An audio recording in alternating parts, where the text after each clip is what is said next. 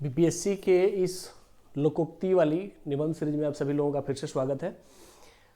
पिछले लेक्चर में हम लोगों ने एक लोकोक्ति को लेकर के और उसका पूरा ऐसे फ्रेमिंग किया था। आज हम लोग एक दूसरी लोकोक्ति जो कि वहाँ बहुत फेमस लोकोक्ति है, वो है हाथी चले बाजार कुत्ते भौंके हजार। इस लोकोक्ति को लेकर के और इसकी पूरी फ्रेमिंग करेंगे, पूरा एक निबंध लिखेंगे और इससे आप लोगों को जो पिछले क्लास में हम लोगों ने डिस्कस किया है वो एक अलग डायमेंशन था, जिसमें हम लोगों ने बॉडी पार्ट फ्रेमिंग करते समय फिलोसफिकल तरीका कैसे लिया जा सकता है वो दर्शाया था। आज हम लोग बॉडी पार्ट फ्रेमिंग का जो दूसरा तरीका है, जो मैंने आप लोगों को जो हमारा थर्ड लेक्चर था उसमें बॉडी पार्ट फ्रेमिंग समझाया था, तो उस बॉडी पार्ट फ्रेमिंग में मैंने बहुत टाइप के बॉडी पार्ट फ्रेमिंग समझाए थे। उसी में से एक दूसरा तरीका आज लेकर के हम लोग और इस निबंध को लेखन की शुरुआत कर रहे हैं। तो चलिए शुरुआत करते हैं। सबसे पहले हाथी चले बाजार कुत्ते भौंके हजार। अब देखो, जब मैं ये सोच रहा था कि ये एक लोकोक्ति है तो इसको इंट्रोड्यूस कैसे किया जाए, मैंने आप लोगों को बीपीएससी की फ्रेमिंग का जो हमारा इंट्रोडक्शन वीडियो था उसमें पैराग्राफ और वर्ड लिमिट की फ्रेमिंग भी समझाई थी। तो उसमें मैंने बताया था कि जब मैं इंट्रोड्यूस करूंगा तो इंट्रोडक्शन में 3 पैराग्राफ में लिखूंगा, ठीक है। तो अब मैंने क्या किया था कि अब मैंने बताया था कि एक कहानी हमें सोचनी है और कहानी सोचने के लिए सबसे आसान जो स्पेस होता है वह होता है हमारा खुद का अपना पास्ट, जो हमारे देश का अतीत है, हमारा जो गौरव है, उसमें से अगर हम ढूंढेंगे तो बहुत सारी कहानियां मिल जाएंगी। और कहानियां होती हैं, कहानियों को हमें कनेक्ट करना होता है निबंध से। तो सबसे पहली कहानी जो मुझे दिखी कि पहले पैराग्राफ में मैंने देखा कि 18वीं सेंचुरी का भारत, 18वीं सदी का भारत, उसका पूरा विभेद कर देंगे। फिर पैराग्राफ 2 में ये जो भारत में राजनीतिक, सामाजिक, आर्थिक और धार्मिक स्तर पर चुनौतियां हैं उसका कारण क्या था, और फिर अतीत से तुलना कि भारत का प्राचीन भारत कैसा था, मध्यकालीन भारत कैसा था और आधुनिक भारत में चुनौतियां क्यों थी। फिर उसके बाद पैराग्राफ 3 जो कि हमारा की पैराग्राफ है कि राजा राम मोहन रॉय द्वारा समाज सुधार, सती प्रथा उन्मूलन का प्रयास। तो इस उन्मूलन के प्रयास को लेकर के फिर कनेक्ट कर देंगे कि भारत का, वर्तमान भारत का राज। अब इसको जैसे मैं लैंग्वेज में अगर लिखूं तो आप लोग ध्यान दीजिएगा, मैं लैंग्वेज में बोल रहा हूं कि पहला पैराग्राफ को कि भारतीय इतिहास में 18वीं सदी पतन का काल समझा जाता है। इस समय भारत राजनीतिक स्तर पर ब्रिटिश शासन के अधीन, परतंत्र, सामाजिक स्तर पर जातिवाद, छुआछूत, बालिका शिशु हत्या, विधवाओं की निम्न दशा, आर्थिक स्तर पर कृषि, हस्तशिल्प और उद्योगों का पतन, धार्मिक स्तर पर दंगे, रूढ़िवादिता और कर्मकांड से प्रभावित था। ठीक है, तो इस तरीके से हमने पहले इंट्रोडक्शन का पैराग्राफ लिखा, पैराग्राफ 1 कि 18वीं सदी के भारत का हमने वर्णन किया। अब आते हैं पैराग्राफ 2, क्या है कि इसका कारण क्या है और फिर अतीत से तुलना। और अतीत में हमने देखा कि प्राचीन काल में एक विद्वान है प्लिनी, जो रोमन विद्वान है, उसका स्टेटमेंट मुझे याद था तो मैंने कोट किया, आपको अगर नहीं याद है तो चलेगा। फिर मैंने मध्यकाल में अलबरूनी का देखा कि अलबरूनी मध्यकाल का विद्वान था। अब इसको कैसे लिखते हैं कि पैराग्राफ चेंज करके पहला पैराग्राफ के बाद कि गुलामी और गरीबी ने भारतीयों में हीन भावना इस प्रकार भर दिया कि वे अपने रूढ़ियों और परंपराओं में अपना अस्तित्व खोजने लगे तथा सामाजिक कुरीतियों को भी परंपरा मानकर उसे आत्मसात कर लिया। अर्थात जिस भारत की आर्थिक वैज्ञानिक प्रगति पर प्राचीन काल में रोमन विचारक प्लिनी और मध्यकाल में अरब लेखक अलबरूनी आश्चर्यचकित थे, वह भारत अपने अस्तित्व की लड़ाई लड़ रहा था। ठीक है, तो मैंने दूसरा पैराग्राफ लिखा, क्या किया, कारण बताया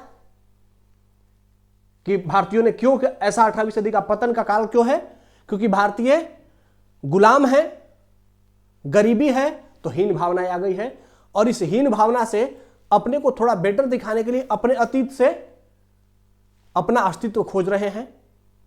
और प्लिनी और अलबरूनी ने जो मध्यकाल और प्राचीन काल में भारत की महान स्थिति का वर्णन किया है उससे पिछड़ चुके हैं और अपने अस्तित्व की लड़ाई लड़ रहे हैं।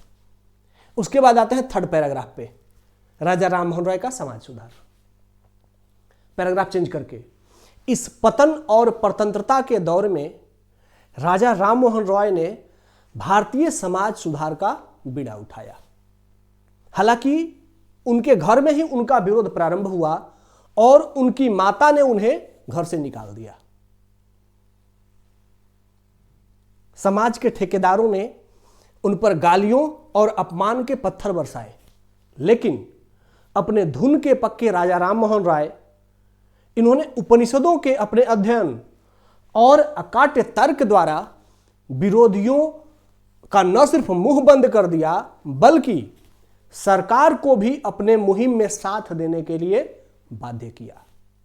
और अंततः 1829 में सती प्रथा उन्मूलन अधिनियम पारित हुआ तथा भारत को सती प्रथा जैसी कुरीति से मुक्ति मिली। तो 3 पैराग्राफ हुआ हमारा। अब आता है कनेक्टिंग पैराग्राफ। कनेक्टिंग पैराग्राफ में क्या करेंगे कि इस कहानी को निबंध की इस लाइन से कनेक्ट करेंगे। पैराग्राफ चेंज करके लिखेंगे कि राजा राम मोहन राय के प्रयास ने इस कहावत को चरितार्थ कर दिया कि हाथी चले बाजार, कुत्ते भौंके हजार। अर्थात लाख विरोध के बावजूद अपने लक्ष्य पर ध्यान देकर राम मोहन रॉय ने विरोध की कोई परवाह नहीं की और अंततः भारत को एक बड़ी कुरीति से मुक्ति मिली। ठीक है, तो हमने क्या किया इंट्रोडक्शन, ये अभी तक हमारा इंट्रोडक्शन चल रहा है। हमने 4 पैराग्राफ यूज किए, 3 पैराग्राफ प्रॉपर इंट्रोडक्शन के और चौथा पैराग्राफ कनेक्शन के, जिसमें कि कहानी को हमने क्या किया, हाथी चले बाजार कुत्ते भौंके हजार से कनेक्ट किया। अब आप लोगों का क्या हो सकता है टास्क, चूंकि मुझे हिस्ट्री में इंटरेस्ट है और मैंने हिस्ट्री में ऐसी कोई बात कही भी नहीं यहां पर जो आप लोगों को नहीं पता हो, ये आप लोग भी सोच सकते थे, है ना। तो ऐसे ही जो भी आपका इंटरेस्ट है किसी भी कहानी से, जो आपको कहानी बहुत अच्छी लगती है, उस कहानी को उठाइए, 3 पैराग्राफ में थोड़ा एक्सप्लेन करिए, बैकग्राउंड एक्सप्लेन करिए और फिर चौथे पैराग्राफ में उस कहानी को निबंध से कनेक्ट कर दीजिए। ठीक है, तो इस तरीके से हमारा इंट्रोडक्शन हो गया। ठीक है, अब चलिए बॉडी पार्ट की तरफ आते हैं। देखिए, बॉडी पार्ट के पहले डायमेंशन समझते हैं। मैंने बताया था कि बॉडी पार्ट लिखने के बहुत सारे डायमेंशन होते हैं। ठीक है, उसमें एक डायमेंशन मैंने यह भी बताया था कि किसी भी निबंध को, किसी भी एसे को we will pick and we will define with कि व्यक्तिगत स्तर पर, पारिवारिक स्तर पर, समाज के स्तर पर, कार्यस्थल पर, राज्य के स्तर पर, राष्ट्र के स्तर पर या वैश्विक स्तर पर घटनाओं से अलग अलग पैराग्राफ में कनेक्ट करेंगे। ठीक है, एक और तरीका है, उसको पास्ट, प्रेजेंट और फ्यूचर में भी कनेक्ट कर सकते हैं। अपने अतीत को लेकर के, पहले पास्ट को लेकर के, कि पास्ट की कोई घटना लिया और उसका कनेक्शन लेकिन बनाना है प्रेजेंट से और फिर फ्यूचर से बनाना है और तीनों कनेक्शन को ऐसे से जोड़ना है। चलिए तो आगे बढ़ते हैं। व्यक्तिगत स्तर पर सबसे पहले हमें ध्यान रखना है कि हर एक पैराग्राफ को निबंध से जोड़ना है। ठीक है, जयप्रकाश नारायण द्वारा संपूर्ण क्रांति। अब इसको कैसे जोड़ेंगे, तो लिखेंगे पैराग्राफ चेंज करके कि स्वतंत्र भारत में जब इंदिरा गांधी द्वारा आपातकाल लागू किया गया था और भारतीय लोकतंत्र अंतिम सांसें गिन रहा था, उस दौर में बिहार की धरती से एक समाजवादी लाल जयप्रकाश नारायण ने संपूर्ण क्रांति का नारा देकर सत्ता, राजनीतिक संस्थान और विरोधियों की परवाह किए बिना दिल्ली के रामलीला मैदान से संपूर्ण क्रांति का आह्वान किया। विरोध में उन्हें राजनीतिक दमन का शिकार होना पड़ा, जेल गए, लेकिन अपनी दृढ़ इच्छा शक्ति और अपने मजबूत इरादे के साथ जयप्रकाश नारायण ने पूरे भारत को अंततः सड़क पर खड़ा होकर के विरोध करने के लिए प्रेरित कर दिया। परिणाम स्वरूप संपूर्ण क्रांति का वह नारा भारत की गलियों गलियों में गूंजने लगा और अंततः इंदिरा गांधी को आपातकाल वापस लेना पड़ा। जिस प्रकार जयप्रकाश नारायण ने बिहार से निकल करके संपूर्ण संस्थान, राजनीतिक संरचनाओं और इंदिरा गांधी जैसी ताकतवर व्यक्तित्व की महिला का विरोध किया और भारत में लोकतंत्र की पुनर्स्थापना में भूमिका निभाई, उन्होंने इस वक्तव्य को पूर्णतः चरितार्थ किया कि हाथी चले बाजार, कुत्ते भौंके हजार। ठीक है, तो व्यक्तिगत स्तर पर हो गया। फिर पारिवारिक स्तर पर पैराग्राफ चेंज करेंगे। भारतीय समाज में परिवर्तन और परंपरा क्रमशः साथ साथ चलते हैं। कुछ परिवारों ने भी बड़े परिवर्तन की नींव रखी है।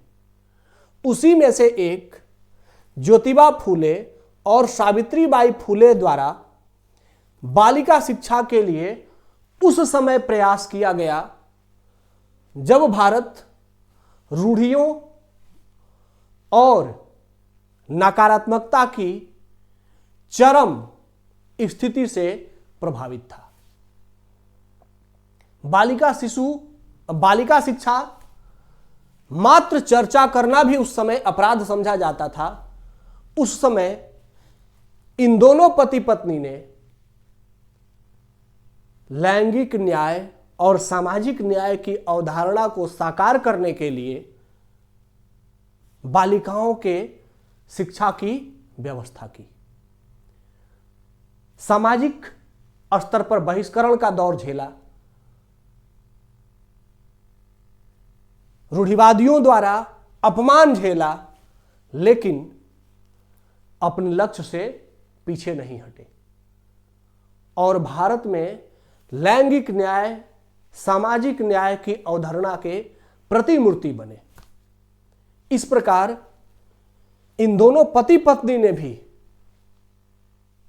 अपने प्रयासों से इस उक्ति को चरितार्थ किया, हाथी चले बाजार, कुत्ते भौंके हजार।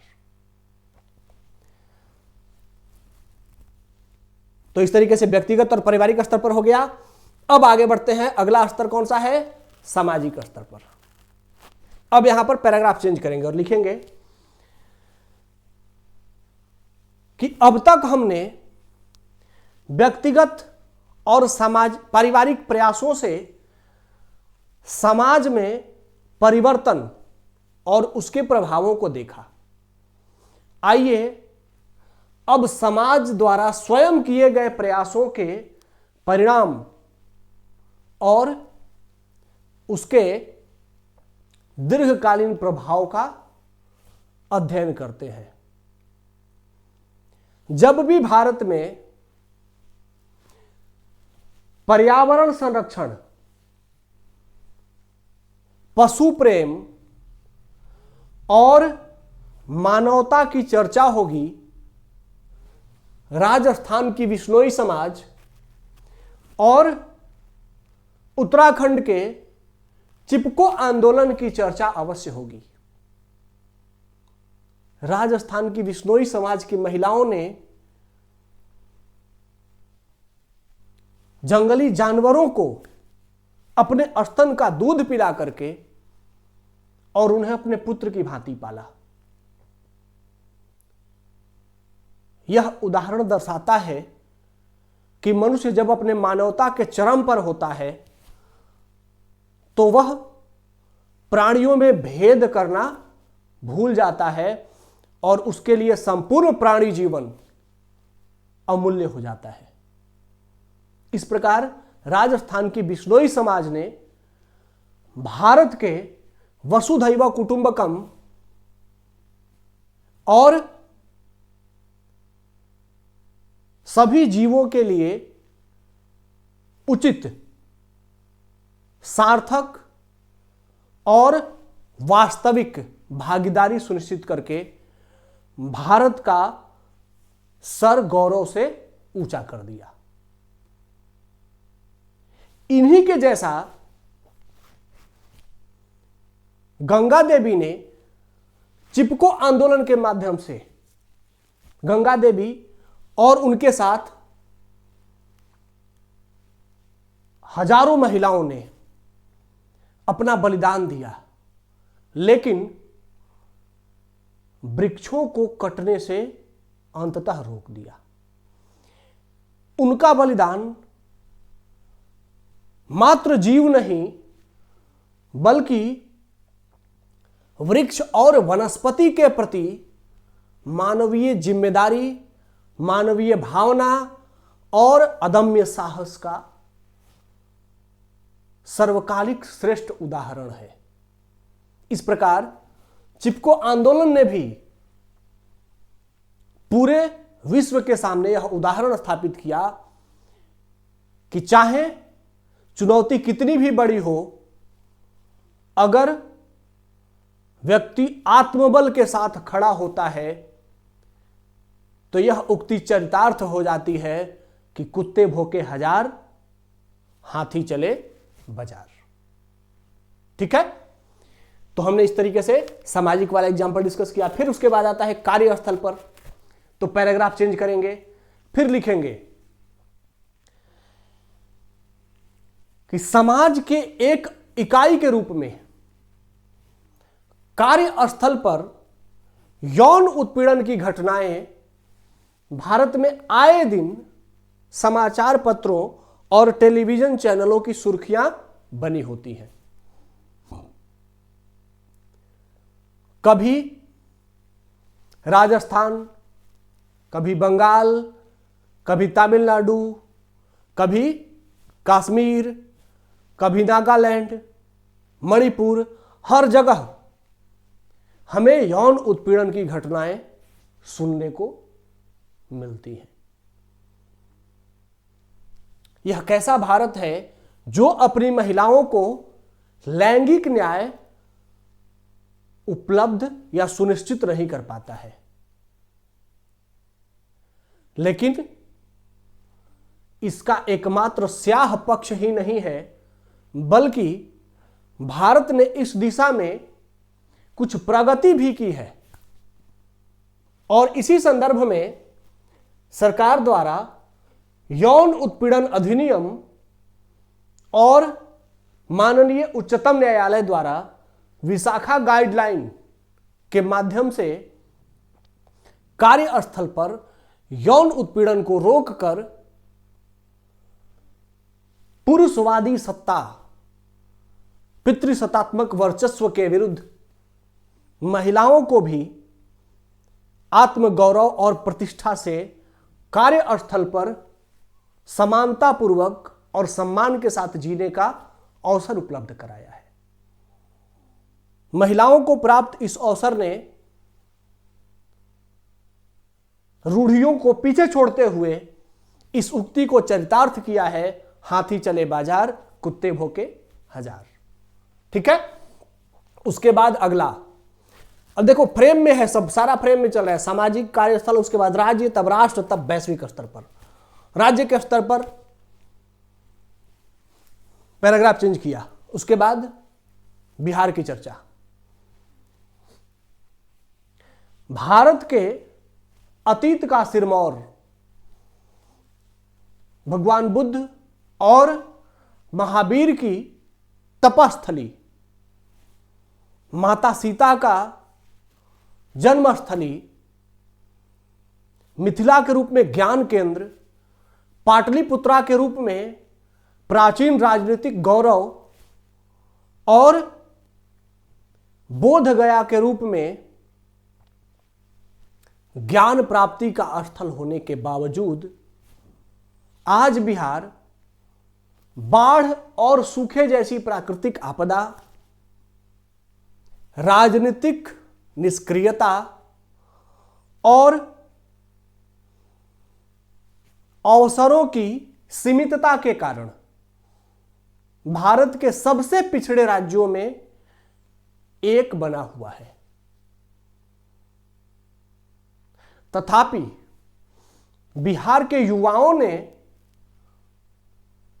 हार नहीं मानी है और आज भी जब भी सिविल सेवा परीक्षा की चर्चा होती है तो बिहार से चयनित होने वाले सिविल सेवक सिविल सेवा परीक्षा में सर्वोत्तम स्थान प्राप्त करते हैं, जो रैंक और संख्या दोनों स्तर पर भारत के सामने अपनी प्रतिभा का लोहा मनवाते हैं। गरीबी और बेरोजगारी, अशिक्षा जैसी चुनौतियों को पीछे छोड़ते हुए जिस प्रकार बिहार के युवा दुनिया के सबसे कठिन परीक्षा में से एक सिविल सेवा परीक्षा में सफलता उत्तीर्ण करते हैं, यह दर्शाता है कि बिहार के युवा अपनी समस्याओं से आगे बढ़कर, समस्याओं को स्वयं पर हावी न होने देकर और इस उक्ति को चरितार्थ करते हैं कि हाथी चले बाजार, कुत्ते भौंके हजार। उसके बाद फिर पैराग्राफ चेंज करेंगे। राष्ट्र के स्तर पर हमने देखा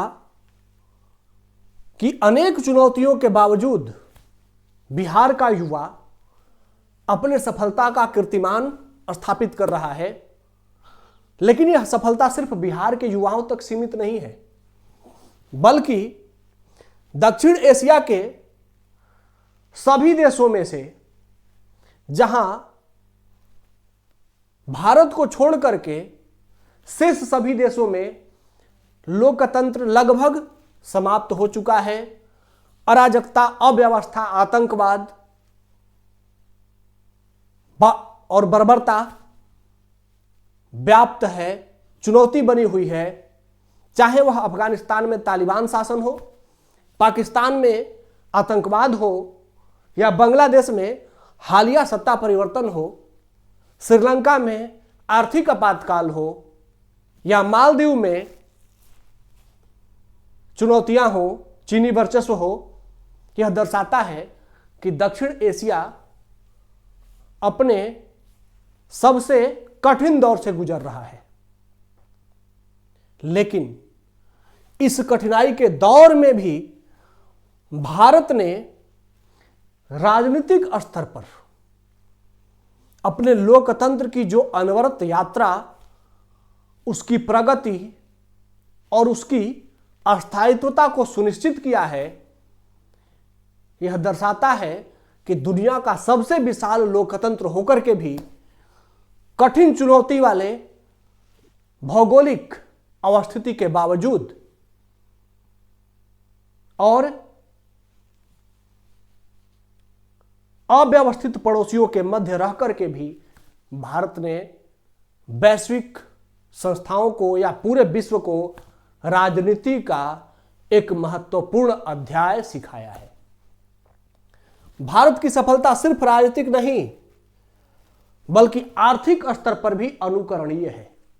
भारत ने जिस प्रकार इस सदी में दुनिया की 10वीं सबसे बड़ी अर्थव्यवस्था से छलांग लगाते हुए 5वीं सबसे बड़ी अर्थव्यवस्था बना और अगले 2-3 सालों में दुनिया की तीसरी सबसे बड़ी अर्थव्यवस्था बनने वाला है, यह भारत की आर्थिक सफलता और भारत का दृढ़ निश्चय भी दर्शाता है। सिर्फ अर्थव्यवस्था ही नहीं बल्कि वैज्ञानिक स्तर पर भी भारत ने बुलंदियों के और सफलताओं के झंडे गाड़े हैं। चाहे वह इसरो द्वारा 100 सफल उड़ान हो, चाहे वह हमारा मंगलयान, चंद्रयान या आगे आने वाला गगनयान मिशन हो, यह दर्शाता है कि दक्षिणी ध्रुव पर, चंद्रमा के दक्षिणी ध्रुव पर पहुंचने वाला पहला देश बनने के साथ ही भारत की यूपीआई प्रणाली दुनिया में कैश ट्रांजैक्शन, वित्तीय लेन देन की सबसे भरोसेमंद प्रणाली बनी हुई है और दुनिया के अधिकांश देश उसका अनुकरण करने के लिए तत्पर हैं। इन सभी सफलताओं ने भारत और उसके आसपास की चुनौतियों के मध्य भी वैश्विक प्रोपेगेंडा, आतंकवाद, नक्सलवाद, अलगाववाद जैसी चुनौतियां, अशिक्षा, गरीबी, बेरोजगारी के मध्य भी अपने सफलता के झंडे गाड़ना भारत के लिए उसी उक्ति को चरितार्थ करता है कि हाथी चले बाजार, कुत्ते भौंके हजार। तो इस तरीके से हमने राज्य के बाद राष्ट्र को डिस्कस किया। अब आते हैं राष्ट्र के बाद क्या आएगा, वैश्विक स्तर पर।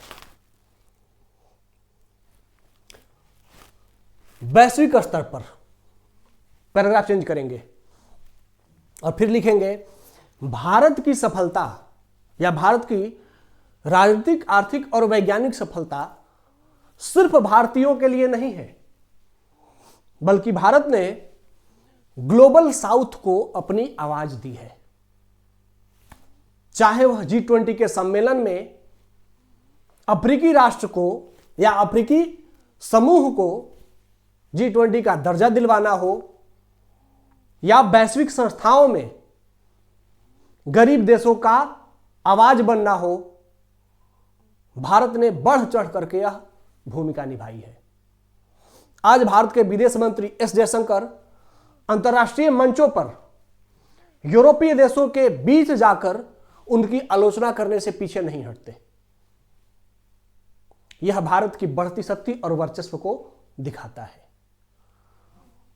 भारत ने, पैराग्राफ चेंज करके, भारत ने रूस यूक्रेन युद्ध के मध्य जिस तरीके से अपनी स्वतंत्र और महत्वपूर्ण भूमिका स्थापित की है, दो विरोधी गुटों के मध्य सामंजस्य और अपना स्वतंत्र विचार देना, युद्ध के लिए समझौते की पहल करना और साथ ही युद्धग्रस्त देशों में मानवीय सहायता भेजना, यह भारत को दर्शाता है कि भारत अंतर्राष्ट्रीय स्तर पर भी एक बढ़ती हुई शक्ति और एक महाशक्ति बनने की ओर अग्रसर है।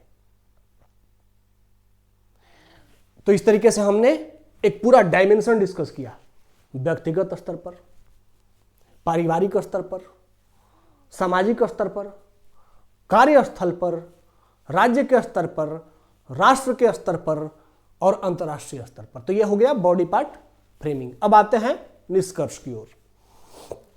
चलिए देखिए, निष्कर्ष में भी मैंने बताया था कि बीपीएससी का निष्कर्ष 3 पार्ट में हम लोगों को 3 पैराग्राफ में देना है, 3 छोटे छोटे पैराग्राफ यूज करने हैं। ठीक है, तो पहला पैराग्राफ क्या है कि हम जब भी निष्कर्ष लिखते हैं निर्णायक शब्दों से उसे लिखना शुरू करते हैं। निर्णायक शब्द का मतलब क्या होता है कि मैंने बार बार बताया था, जब भी मैं निष्कर्ष वाला क्लास ले रहा था तो मैंने बताया था कि आप जब निष्कर्ष लिखना शुरू करें तो कुछ शब्द ऐसे जरूर लिख दें जिससे एग्जामिनर को इंडिकेट हो जाए कि हां अब आप कंक्लूजन लिख रहे हैं। ठीक है, तो कैसे लिखेंगे? तो वो शब्द होते हैं इस प्रकार से, उपरोक्त विवरणों से, अंततः, अंत में, ये सब शब्द होते हैं जो कि हमें कंक्लूजन लिखने से पहले इनको यूज करना होता है ताकि एग्जामिनर के दिमाग में चला जाए कि हां अब लड़का निष्कर्ष लिखने की ओर है। तो इसमें क्या करेंगे? पैराग्राफ 1, 2 और 3। तो पैराग्राफ 1 में हम निर्णायक शब्दों के साथ इनको सम अप करेंगे जो अब तक मैंने चर्चा किया। इस प्रकार हमने जीवन के विभिन्न क्षेत्रों में व्यक्ति, समाज, परिवार और राजनीतिक संस्थाओं के साथ सफलता और असफलता के मध्य व्यक्ति के साहस, और राष्ट्र की प्रगति का आकलन कर यह निष्कर्ष निकाला कि अगर दृढ़ इच्छा शक्ति है तो यह कथन चरितार्थ होता है, हाथी चले बाजार कुत्ते भौंके हजार। उसके बाद पैराग्राफ चेंज करेंगे, सामाजिकता के विभिन्न पहलुओं में। अब ये कौन सा पहलू है, पैराग्राफ चेंज करके लिखेंगे कि यह उक्ति सिर्फ व्यक्तिगत और राजनीतिक जीवन में ही नहीं बल्कि ऐतिहासिक, सामाजिक, भौगोलिक, राजनीतिक, आर्थिक, प्रशासनिक, अंतरराष्ट्रीय, आंतरिक और नैतिक स्तर पर भी उतनी ही सार्थक सिद्ध होती है और जीवन को प्रेरणा देती है।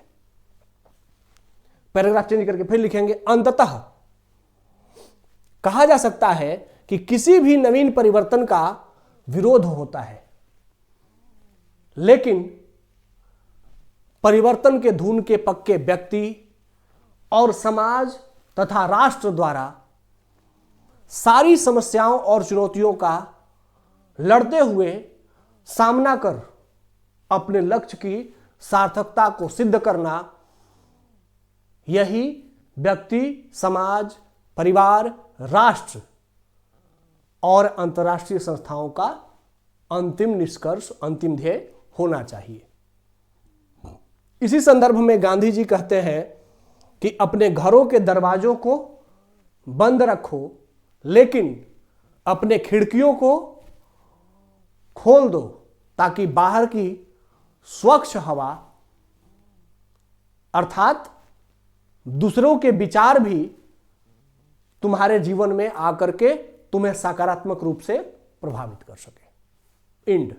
ठीक है, तो इस तरीके से एक पूरा निबंध मैंने आप लोगों को डिस्कस किया। अब इस निबंध में आप लोग एक काम कर सकते थे कि कुछ अच्छे अच्छे कोटेशंस बीच में यूज कर सकते थे। अब वो मैंने यहां पर डिस्कस नहीं किया क्योंकि वीडियो बहुत लंबा हो जाएगा, लेकिन मैंने पूरा एक निबंध एक फ्रेम के माध्यम से आप लोगों को समझाने का प्रयास किया कि अगर आप लोग ट्राई करेंगे लिखने का तो बहुत अच्छा लिख सकते हैं। और मैं लगातार ऐसे वीडियो लाता रहूंगा जिसमें अलग अलग डायमेंशन से लोकोक्ति आधारित निबंध लेखन लिखवाने का प्रयास करता रहूंगा। ठीक है, तो चलिए आज के सेशन को यहां पर एंड करते हैं। आज के लिए इतना ही, धन्यवाद, जय हिंद।